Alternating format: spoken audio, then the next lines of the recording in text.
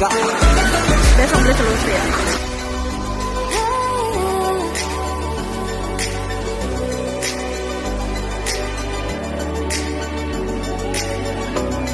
Run away to the water, run away to the water, run away to the water, the water. Giving so loud, giving so loud.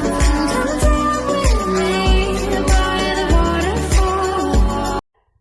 Assalamualaikum warahmatullahi wabarakatuh. Perkenalkan, nama saya Esti Ningsih. Saat ini saya sudah bersama dengan Bapak Susanto selaku Ketua dari Kepengurusan Ranau Rafting, dan sekaligus pada kali ini akan kita jadikan sebagai narasumber. Nah, langsung saja yuk kita wawancara kepada beliau. Bagaimana Pak kabarnya? Alhamdulillah. Sehat Pak ya. Nah, saya di sini izin ingin bertanya beberapa hal nih Pak tentang Ranau Rafting yang tentunya Bapak sebagai ketua pengurusnya. Nah, yang pertama itu saya ingin menanyakan perihal profil dari Ranau Rafting itu sendiri. Apa sih Pak Ranau Rafting itu? Ranau Rafting ini itu suatu organisasi yang kami dirikan dari beberapa anggota teman satu angkatan. Jadi di situ Ranau Rafting ini dia bergerak di bidang selain dari olahraga. Di sini juga kami ini bergerak di bidang wisata, terutama wisata Arung Jeram.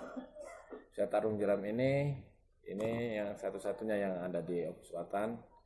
Ranau Rafting juga berdiri pada tahun 2015. Itu ya sekitar 2015. Nah, selanjutnya itu apa sih Pak yang melatar belakangi dibentuknya Ranau Rafting itu sendiri? Ranau Rafting dibentuk satu kami itu dari hobi. Hobi. Ya. Kemudian dari hobi tadi awalnya dikembangkan lagi, dikemas lebih modern lagi kan. Kalau dulu kami biasanya hanyut-hanyut di air yang cukup deras, itu kan rafting ini kan olahraga arus deras.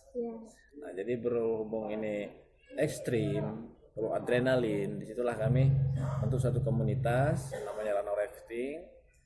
Nah, disinilah kami bermacam dari suku, yang Chinese ada, Batak, Ranau, bermacam suku yang ada di Selatan bentuk Ranau Rafting ini.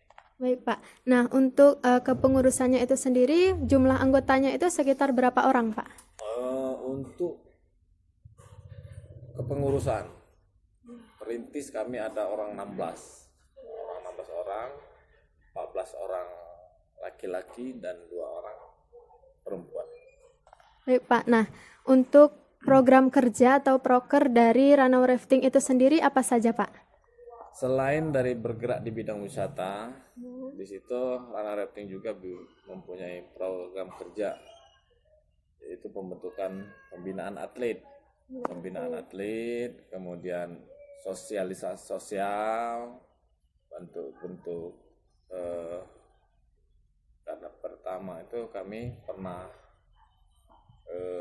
ikut kejuaraan di Lebong, Provinsi Bengkulu, kemudian kejuaraan dunia, pernah ikut kejuaraan dunia di Seloke di Sumatera Barat.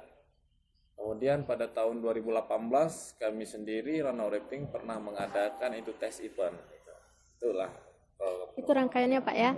Nah, kalau dalam melaksanakan program kerja itu kan biasanya ada atau butuh dana. Ya. Nah, berarti dalam pendanaan Ranau Rafting itu sendiri asalnya itu dari mana Pak? Ya.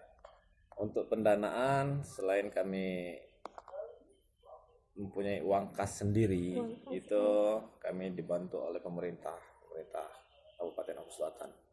Kemudian sumbangsi masyarakat juga ada itu kami untuk kegiatan-kegiatan seperti itu. Baik Pak. Nah, setelah itu berarti kan pendanaannya ada dari pemerintah setempat juga, terus ada kas juga. Nah, kemudian apakah tujuan dari dibentuknya Ranau Rafting itu juga ada kaitannya dengan pemerintahan atau wisata itu tadi Pak? Ya, tujuan kami dari pembentukan Ranau Rafting ini satu, mengembangkan potensi destinasi wisata yang ada di Oku Selatan itu pertama. Kemudian membuka lapangan pekerjaan untuk tenaga-tenaga pengangguran, anak-anak muda itu bisa kami rekrut. Selain untuk wisata lokal maupun mempekerjakan tenaga lokal, itu yang kami rekrut untuk kegiatan-kegiatan seperti di rafting itu. Baik Pak. Nah yang terakhir nih Pak, yang terakhir itu apa sih yang menjadi harapan Bapak untuk kedepannya bagi Ranau Rafting itu sendiri? Harapan kami sebagai perintis, kalau bisa rafting ini, khususnya Ranau Rafting ini, jangan sampai hanya berkembang di generasi yang kami.